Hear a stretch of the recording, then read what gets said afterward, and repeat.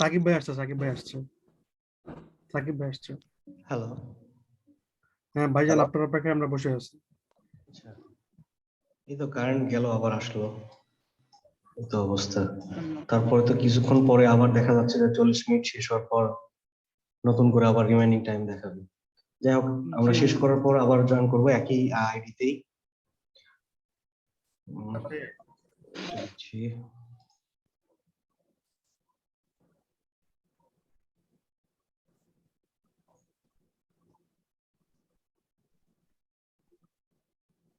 দশ minute remaining দেখাচ্ছে, আমরা আবার 10 মিনিট শেষ হলে আবার জয়েন করবো। জি ভাই।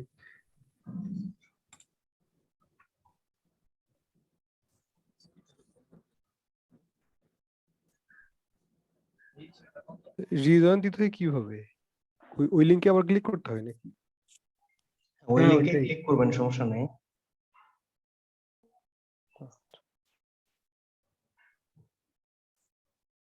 এই যে হঠাৎ কারেন্ট যাওয়ার কারণে হয়তো আপনাদের রেকর্ড ফাইলটা, যে আগের যেটুকু কথা হয়েছে এটা রেকর্ড ফাইলটা পাবেন না। ক্লাসে যারা জয়েন করবে না তারা এটা থেকে বঞ্চিত হয়ে যাবে।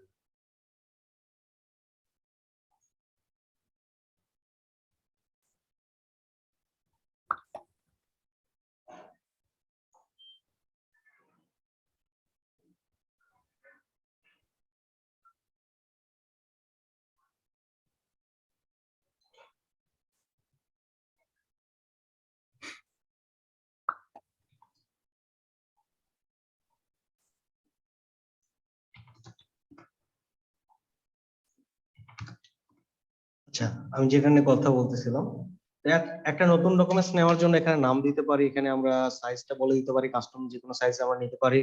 এখানে ওরিয়েন্টেশন নিয়ে আমি কথা বলতেছিলাম। ওরিয়েন্টেশনটা হচ্ছে যে এখানে আপনি যদি, এখানে দেখেন দুইটা মোড আছে, একটা হচ্ছে ল্যান্ডস্কেপ, একটা হচ্ছে পোর্ট্রেট। ঠিক আছে, যেটা হচ্ছে একটা লম্বা দিকে, একটা হচ্ছে ভার্টিক্যালটা একটু বড়, মানে হরিজন্টালটা একটু বড়। ঠিক আছে, এদিকে উইডথটা একটু বেশি। তো এক্ষেত্রে যদি এখানে সাইজটা কম বেশি হয়, যেমন এখানে 1080 দেওয়া আছে, আমি একটু কম বেশি করলাম, ধরেন এটাকে আমি 2 ভাগ করলাম, ভাগ 2, অর্ধেক করলাম। তো এখন দেখেন কি দেখাচ্ছে, লম্বা দিকটা এখান থেকে ডিফল্ট দেখাচ্ছে। আমি যদি এই চিহ্নটা পরিবর্তন করে দিই, এখানে এটা নীল দেখাচ্ছে, আমি এখানে ক্লিক করে দিচ্ছি, তাহলে কি হচ্ছে, এই সাইজটা শুধু তার জায়গা পরিবর্তন করতেছে। তার মানে কি হচ্ছে, যেটা উইথ ছিল সেটা হাইটে চলে যাচ্ছে, যেটা হাইট ছিল সেটা উইথে চলে আসতেছে। ঠিক আছে, আমি যদি আবার এখানে ক্লিক করি, ঠিক আগের জায়গায় ফিরে যাবে। তো এটা দ্বারা কি বোঝাচ্ছে, যে এই চিহ্নটা যখন থাকবে তখন মনে করবেন যে এটা লম্বায় বেশি আছে উইথের তুলনায়, এবং এটা যখন থাকবেন তখন এটা উইথটা বেশি থাকবে হাইটের তুলনায়।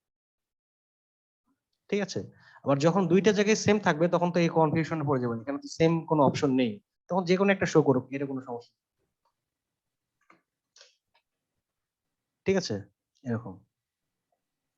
তারপরে যদি আমরা আসি আর্টবোর্ড, আমরা যে ডকুমেন্টসটা এখানে ক্রিয়েট করতেছি, আহ, এই ডকুমেন্টস সাইজ অনুযায়ী আমি একসাথে অনেকগুলো ডকুমেন্টস নিয়ে কাজ করতে পারি, যেটা আমরা আর্টবোর্ড বলতেছি। ঠিক আছে, আমরা যেটার উপর কাজ করবো সেটাকে আমরা আর্টবোর্ড বলতেছি। এরকম আর্টবোর্ড আমরা ডিফল্ট অবস্থায় একটা নিয়ে কাজ করতে পারি। আমরা যদি একাধিক আর্টবোর্ড নিয়ে কাজ করতে চাই, এখানে সেই সংখ্যাটা বলে দিতে পারি যে আমি এতগুলো আর্টবোর্ড নিয়ে কাজ করব।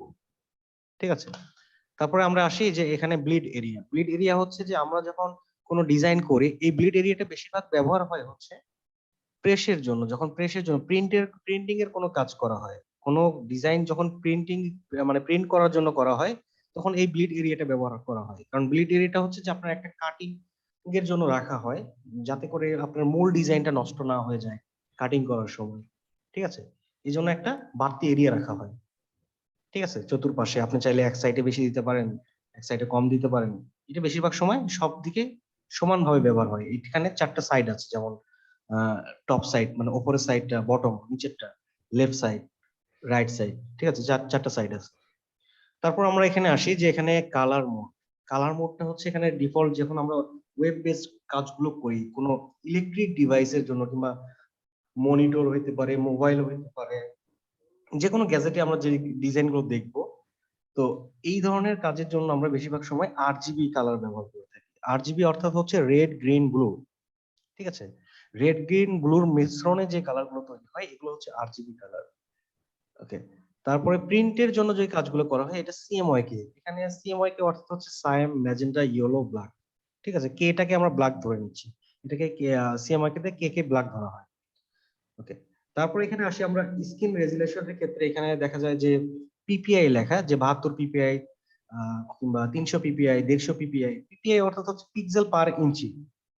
ঠিক আছে, পার ইঞ্চিতে কত পিক্সেল নিয়ে আমরা কাজ করব সেই তুলনায় একটা রেশিও অনুযায়ী এটা পিপিআইটা বলা থাকে। তো ওয়েব বেস কাজগুলোর ক্ষেত্রে বেশিরভাগ সময় 72 দিয়ে কাজ করা, তার থেকে একটু ভালো রেজুলেশন প্রয়োজন হলে এখানে 150 কিংবা 300টা বেশি হয়ে যায়। ওয়েব বেস কাজের জন্য খুব বেশি সময় দেখা যাচ্ছে 72টাই ব্যবহার করা হয়, আর প্রিন্টের জন্য 300টা ব্যবহার করা হয়। ঠিক আছে, আর প্রিভিউ মোড এখানে ডিফল্ট দেওয়া আছে। প্রিভিউ মোড যেটা হচ্ছে যে আমরা কোনো একটা কাজ করতেছি, আমাদের আর্টবোর্ডের ভিতরে ওই ডিজাইনটা কিংবা ওই শেপ গুলো কিভাবে এটা আমরা দেখতে চাচ্ছি সেটা যদি আমি ডিফল্ট রাখি, তখন আমরা যেহেতু ভেক্টর সফটওয়্যার কাজ করতেছি, ভেক্টরের যে কালার কিংবা যে শেপ, যে পাথ গুলো থাকে ওইভাবে ডিফল্ট থাকবে।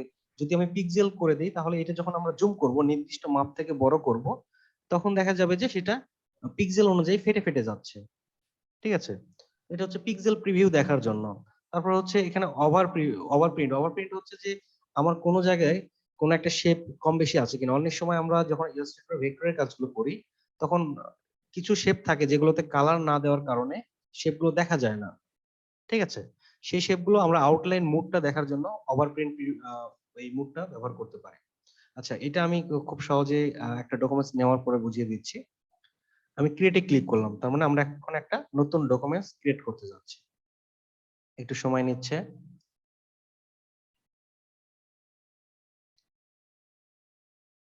ওকে, তো আমাদের একটা নতুন ডকুমেন্টস তৈরি হয়ে গেছে।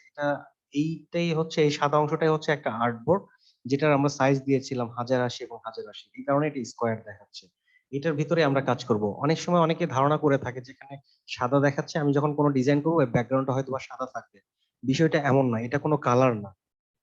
ঠিক আছে, আপনার আর্টবোর্ড যে কোনো কালারই থাকুক, এটা কোনো কালার হিসেবে ধরতেছে না। ঠিক আছে, এইটার উপর আপনি ডিজাইন করবেন। আপনার আর্ট মানে যে ডকুমেন্টসটা তৈরি করলেন, এটার একটা নির্দিষ্ট এরিয়া, এর ভিতরে আপনি কাজ করবেন। ইলাস্ট্রেটরের বাড়তি সুবিধা হচ্ছে যে আপনার ডকুমেন্টস এর বাইরে কাজ করেও সেটা ভিতরে নিতে পারবেন। ঠিক আছে, তো এখন আমরা দেখি যে আহ, যেহেতু এখানে আমরা অনেকেই অনেক বেসিক গুলো জানি, কিছু কিছু মূল জিনিসগুলো নিয়ে কথা বলার চেষ্টা করব। তো এখানে আমি কিছু বেসিক শেপ নিয়ে আসতেছি। ঠিক আছে, যে প্রথমে পরিচয় করে দিই, সেটা হচ্ছে যে উপরে যে লেখাগুলো আমরা দেখতে পাচ্ছি, file, edit, object type, select, effect, view, window, এই লেখাগুলো যে আমরা দেখতে পাচ্ছি, এগুলোকে বলা হচ্ছে পুরোটা মিলে মেনু বার। ঠিক আছে, প্রত্যেকটাকে আমরা এক একটা মেনু বলতে পারি, যেমন file menu, edit menu, object menu, type menu, select menu. ঠিক আছে, এই মেনুগুলোর মধ্যে আবার বিভিন্ন অপশন গুলো আছে। ঠিক আছে, তো প্রত্যেকটাকে আমরা মেনু বলতেছি, আর সবগুলো মিলে এই অংশটাকে আমরা বলতেছি মেনু বার। আচ্ছা, এই পাশে যে জিনিসগুলো আছে এগুলোকে আমরা বলতেছি টুলস। ঠিক আছে, তো এই পুরোটা মিলে এখানে প্রত্যেকটা এক একটা টুলস। ঠিক আছে, এই পুরোটা মিলে আমরা বলতেছি টুলস বক্স কিংবা টুলস বার, এই জিনিসগুলো বলতে পারি। তো যেমন ধরেন আমরা যদি কোনো একটা কাজ করতে যাই, যে কোনো কাজের ক্ষেত্রে একটা ইলেকট্রিশিয়ান যদি হয়, সে যদি একটা ফ্যান মেরামত করতে যায়, তখন কি জিনিসগুলো প্রয়োজন পড়ে, তার প্রয়োজনীয় টুলস গুলো যেটা দিয়ে সে ফ্যানটাকে সারাবে কিংবা ওই ফ্যানটা একটা বাসায় লাগাবে। তো সেই জন্য সে প্লাস ব্যবহার করতে পারে, একটা টেস্টার ব্যবহার করতে পারে, একটা কস্টিক ব্যবহার করতে পারে। এগুলো হচ্ছে তার টুলস, যেটা দিয়ে সে কাজটা সম্পূর্ণ করবে। তো এরকমই আমাদের ডিজাইনের কাজগুলো করার জন্য আমাদের টুলস এর প্রয়োজন হয়। বিভিন্ন টুলস গুলো ব্যবহার করে আমরা বিভিন্ন কাজগুলো করতে পারি। ঠিক আছে, তো তারপরে আমরা আসি যে এই অপশনটা, এটা হচ্ছে কন্ট্রোল প্যালেট। কন্ট্রোল প্যালেটটা হচ্ছে যে আমি যে কাজগুলো করব, এখানে এই সফটওয়্যারের সাথে এই জিনিসটা দেওয়া আছে যে আমার কাজের রিলেটেড যে অপশনগুলো এখানে প্রয়োজন, ঠিক আছে, সেই জিনিসগুলো শর্টকাট এখানে শো করবে। যেমন ধরেন এখন একরকম দেখাচ্ছে, এখানে কিন্তু বাড়তি কিছু নেই। আমি যখন একটা শেপ নিচ্ছি, তখন দেখেন অনেকগুলো অপশন পরিবর্তন হয়ে যাচ্ছে, কারণ এই শেপের সাথে এই অপশনগুলোর প্রয়োজন আছে। কারণ আমি এই শেপটাকে অ্যালাইন করতে পারি, এখানে অ্যালাইন অপশন আছে। আমি এটাকে সাইজ পরিবর্তন করতে পারি, সাইজ অপশনটা আছে। এটা ট্রান্সফর্ম করতে পারি, ট্রান্সফর্ম অপশনটা আছে। এখানে অপাসিটি কমানো লাগতে পারে, অপাসিটি আছে। এটা স্টকের সাইজ গুলো কম বেশি করার প্রয়োজন হতে পারে, স্টকের সাইজ, মোড, স্টাইল, বিভিন্ন কিছু এখানে আছে। এটা কালার প্রয়োজন হতে পারে, সেই জিনিসগুলো এখানে আছে। তার মানে আমি যেই অবজেক্ট বা যে শেপ নিয়ে কাজ করতেছি, এটার জন্য যে জিনিসগুলো শর্টকাটে প্রয়োজন, সেটা কন্ট্রোল প্যালেট এখানে আমরা পেয়ে যাচ্ছি।